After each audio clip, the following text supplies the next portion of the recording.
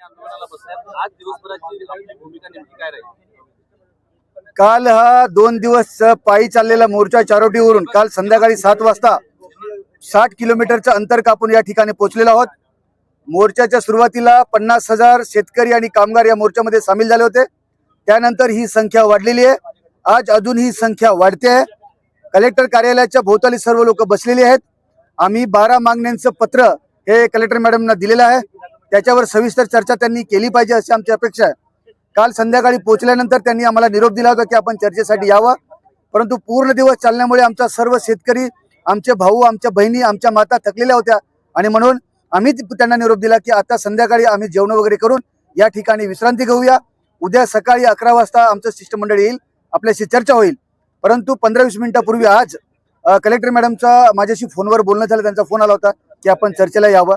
त्यांनी हा विषय केला की काही मागण्या ह्या धोरणात्मक तुमच्या आहेत तर त्या माझ्या स्तरावर नाहीत. मी त्यांना म्हणालो की तुमच्या स्तरावर नाही काही मागण्या, त्या आम्हाला कल्पना आहे, परंतु तुम्ही ह्या मोर्चाचा रेफरन्स घेऊन तुम्ही तशा प्रकारचा एक अहवाल तयार करा आणि महाराष्ट्र सरकारला पाठवा की मोर्चेकरांनी ही मागणी केलेली आहे.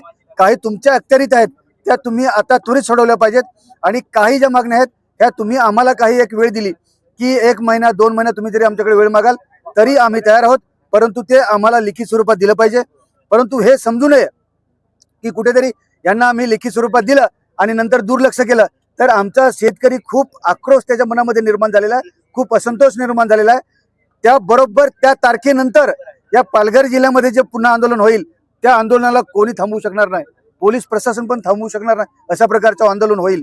म्हणून हे ठराविक मुद्द्यांवर चर्चा करून समाधानकारक व्हावी तरच आम्ही आमची कमिटी पूर्ण इथे जिल्हा सचिव सर्व आहेत, आम्ही तसा निर्णय घेऊ की ते इथे स्थगित करायचं किंवा काय असा आम्ही निर्णय घेऊ.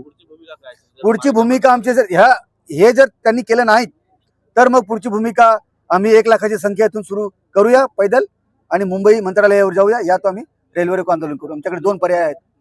काल कलेक्टर मॅडमने प्रसार माध्यमांना असं सांगितलं की हे विषय जे आहेत ते विधिमंडळात मांडले पाहिजेत. आमच्या स्तरावरती ज्या मागण्या आहेत त्या आम्ही पूर्ण करू, मात्र विधिमंडळात कुठेतरी याचा पाठपुरावा झाला पाहिजे असं सुद्धा त्यांनी सांगितलं. नाही, वनपट्ट्याचं आता विधिमंडळाचा विषय राहिलेलाच नाही. वनपट्ट्याचा विषय त्यांच्याकडे.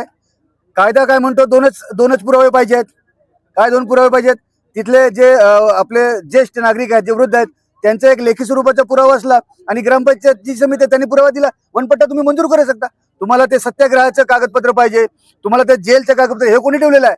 जमीनमध्ये राहणारा हा आमचा आदिवासी बांधव आहे, यांनीच जंगलाचे रक्षण केलेले आहे. आता तुम्ही आम्हाला रोखणार आहे कोण?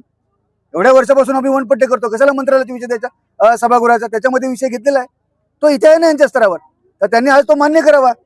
हा जो वर्कर्स जागा आहेत, सिलिंगच्या जागा आहेत, ह्या जो विषय आहे तर तो आम्ही समजू शकतो. पण त्यांना मी सांगितलं की आता मागचे जे जिल्हाधिकारी साहेब होते बोडके साहेब, यांनी एक खूप चांगला निर्णय घेतला होता की त्यांनी काय केलं की सर्व महसूलचे अधिकारी म्हणजे तलाठी असेल, सर्कल असेल, यांना या त्यांच्या शेतकरी जागेवर पाठवलं, त्यांचे पंचनामे केले आणि तालुका तहसीलकडे दिले विषय.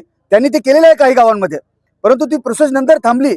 आमची मागणी आहे की ती प्रोसेस तुम्ही पुन्हा सुरू करावी आणि प्रत्येक तालुक्यात जाऊन तहसीलदारने, तलाठ्याला आणि सर्कलला ते आदेश द्यावेत का जे जे असे शेतकरी जमीन कसत आहेत त्यांचा तुम्ही पंचनामा करा, का सदर व्यक्ती ही जागा कसतो, पंचनामा करा. नंतर ते 7/12 कधी आणायचं ते मंत्रालयामध्ये सभागृहामध्ये मी विषय घेईन आणि नंतर तो आपण पुढे घेऊ. पण तुर्तास तुम्ही पंचनामे तर करा, हे यांच्या हातामध्ये आहे, ते त्यांनी करावं. मागील बोडके साहेबांनी, कलेक्टर साहेबांनी केलं होतं, मग यांना करायला काय आहे ते त्यांनी करावं, ही आमची मागणी आहे.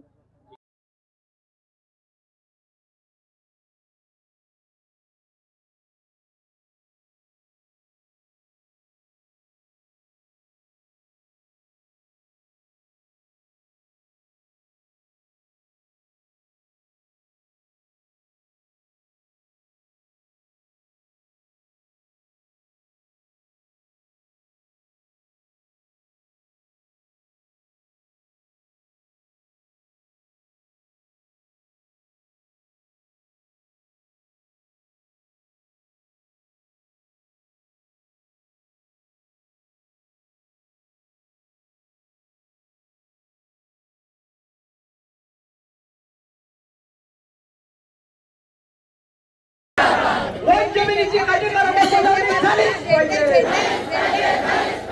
वन जमिनीची काटेकोर अंमलबजावणी झालीच पाहिजे.